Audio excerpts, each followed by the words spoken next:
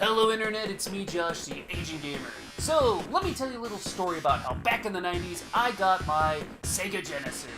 I was a youngin', maybe about 6 or 7 years old, and I really wanted a Sega Genesis. Advertisements for the system were everywhere, and after seeing what the Genesis could do, I could hardly even look at my NES. Ugh, God, bleh!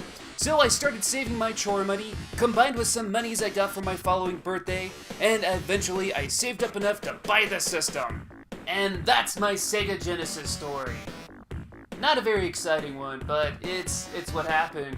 I bought the system and I had enough money to get one game. And which one game did I get? Why, I got X-Men.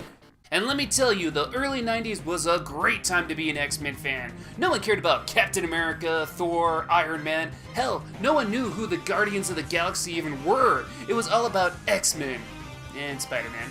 The epic cartoon would be played every Saturday morning, the comics were seeing some of their best work, the toy lines were astonishing, and the trading cards were pretty uncanny. It was fantastic, but this game, how does it hold up? Is it great? Is it just nostalgic trash? Let's find out. Ladies and gentlemen, this is X-Men.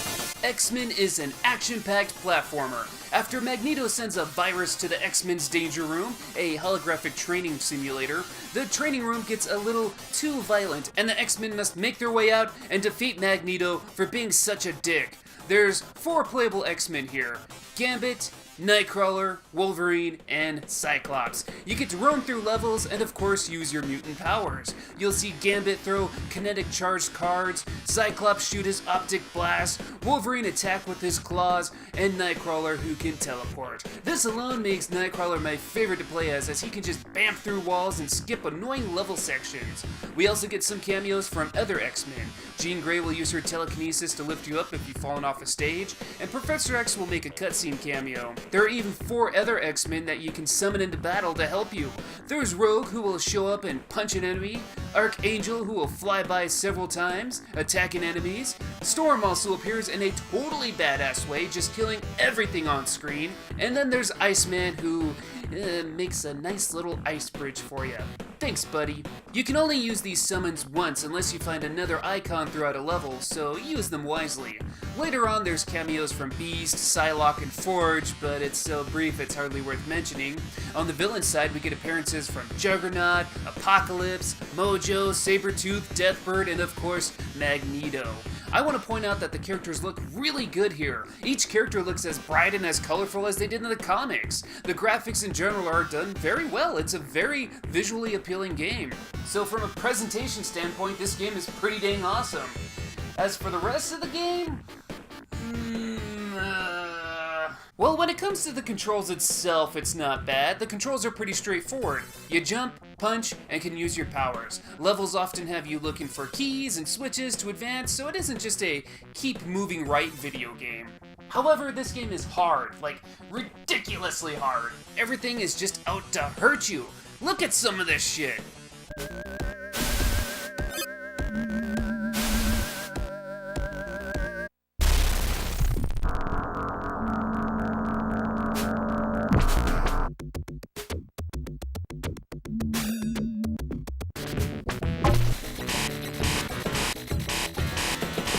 Good God, how did they expect us to beat this game as a kid? There's also a limit on how much mutant power your X-Men can use. The power meter will slowly refill over time, but it's still quite annoying. If you try to use Wolverine's powers when his power meter is empty, he'll go in berserk mode and start attacking everything around him. He ends up hurting himself while doing this, and with how random his attacks are, you'll likely never use this in any kind of desperation move.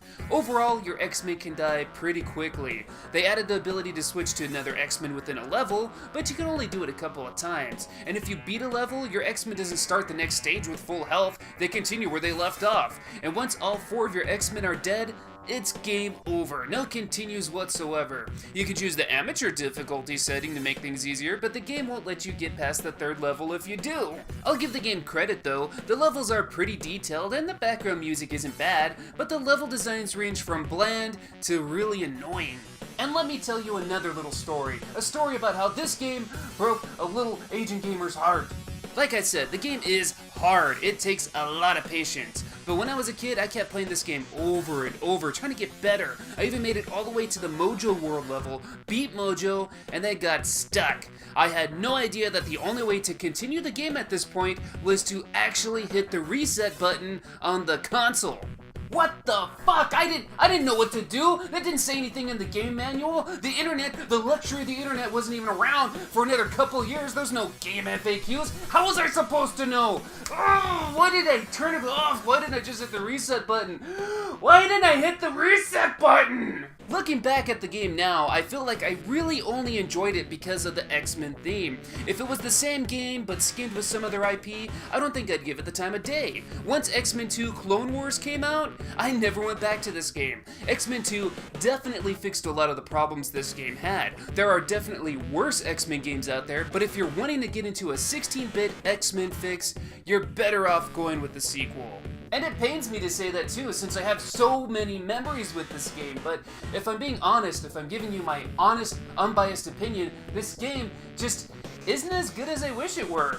The intense difficulty, the limit of using your mutant powers, the bland level designs, it just doesn't do it for me. Like I said, you're better off going with the sequel.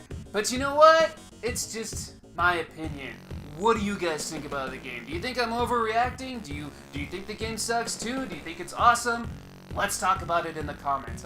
Thank you guys for watching, and go ahead and subscribe so you don't miss out on future videos. Go ahead and give it a like. I appreciate that. And until next time, I'll see you guys later.